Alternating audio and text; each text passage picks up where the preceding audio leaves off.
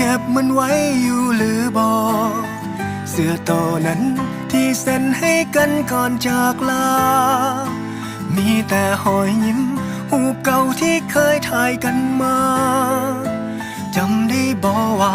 ในภาพนั้นมีไผแดงวันเวลาผ่านเล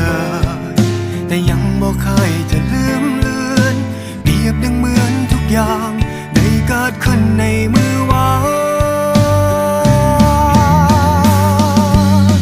ขอเสียงทุกคนที่คิดฮอดหมอเจ็บฝังใจอยู่ใส่ผู้ใดที่คิดฮอดแฟนเก่าตอนนั้นหรือยังได้ใส่ชีวิตร่วมกันยินดีนำเด้อ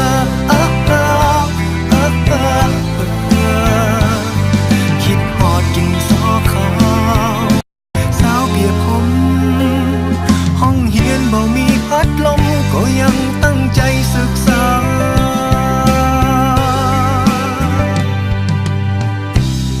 ทั้งคืนและวันจะหมุนไป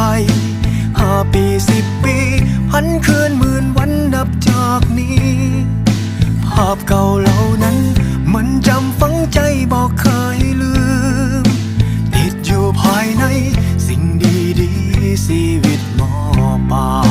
ยมิตรภาพเหล่านั้น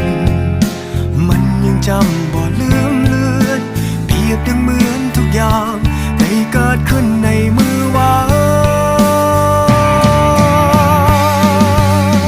ขอเสียงทุกคนที่คิดฮอดหมอเจ็บฝังใจ